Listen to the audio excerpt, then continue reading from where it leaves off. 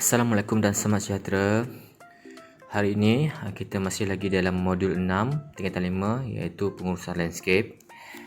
So jadi hari ini Cikgu Halis nak ambil masa dalam masa 5 minit saja untuk mengajar tentang mengenal pasti kerosakan pada landscape kejur. So sebelum kita teruskan, kita masuk dulu kepada objektif pembelajaran. Yang pertama, mengenal pasti jenis kerosakan pada landscape kejur. Dan yang kedua, menjawab kuis Google Form. Kuis Google Form ni Cikgu Halis akan sediakan di bahagian tajuk tu. Nanti bila ada dalam YouTube tu, tekan di bahagian tajuk tu, dia ada dalam description. Dan kat situ anak murid boleh tekanlah untuk menjawab kuis. Okey, kita pergi kepada jenis-jenis kerosakan. Okey.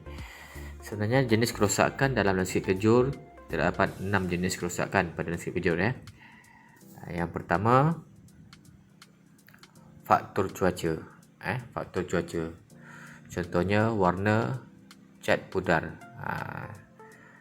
Benda ni kalau biasa yang kita nampak, contohnya kereta lah kan.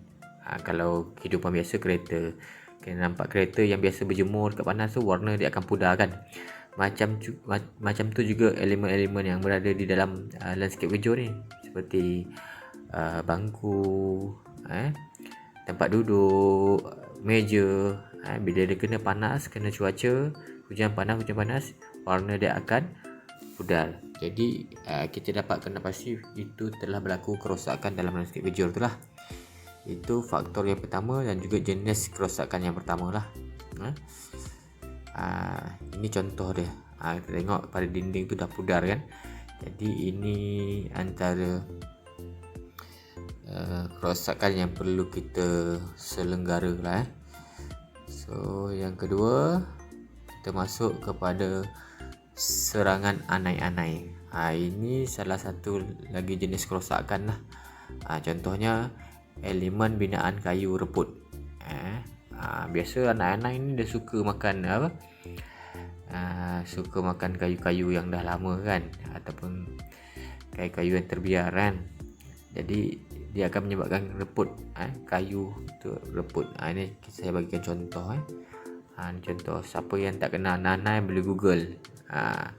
Anai ni senang je. Kalau kita hujan, lepas hujan tu kita tengok kat lampu jalan dia terbang tu kan. Itu kelikatu terbang. Bila dia dah tak ada kepak dia jatuh, dia akan jadi anai lah. Dia ni yang binatang ni akan serang kita punya landscape kejurnya tu, utamanya kayu lah. Dan yang ketiga, kulat ataupun cendawan reput lembap dan kering. Kulat ni contohnya lumut di lantai lah, dekat dinding.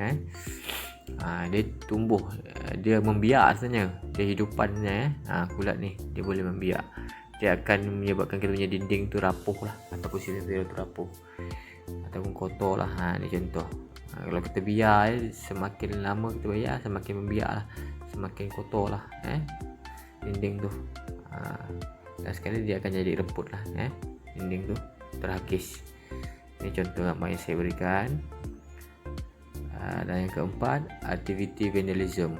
Contohnya conteng dinding struktur binaan landscape. Yang ni anak murid sini tahulah, masuk je tandas mana-mana sekolah pun mesti ada conteng, tak banyak pun sikit kan. Ni sebenarnya vandalism. Ini juga yang berlaku di taman-taman, di mana-mana saja landscape kejur lah.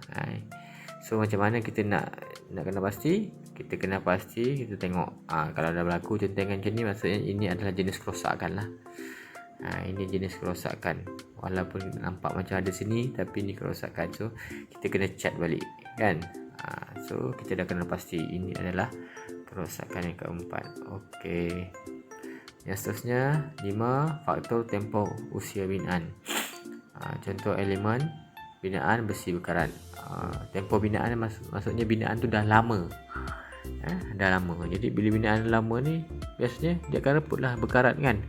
Ni contoh gambar berkarat. So berkarat ni kita kena ambil tindakan. untuk gosok dia balik, untuk polish dia balik, untuk cat dia balik, supaya dia diselenggara dengan baik, supaya dia nampak baru balik kan, nampak elok balik. Selamat dia gunakan. Okey, dan yang terakhir, tiada penyelenggaraan dilakukan. Kadang-kadang rumah pun kalau kita tak selenggara, tak kemas, bersepah lah dia kan. Ini kan landscape kejur ni, landscape kejur ni kalau kita tak selenggara dia, terbiar panas kering kan, panas lembab, jadi contoh kita tengok sisa daun kering, ranting patah dan bersepah, kita biar daun pokok bersepah kan, jadi macam ni lah. Banyak daun, jadi kita nak datang pun ular pun boleh duduk, betul tak, dalam tu. Jadi kita kena selenggara. So yang keenam ni lah, jenis kerosakan. So 6 jenis ni kita perlu selenggara. So itu cara kita nak kenal pastilah.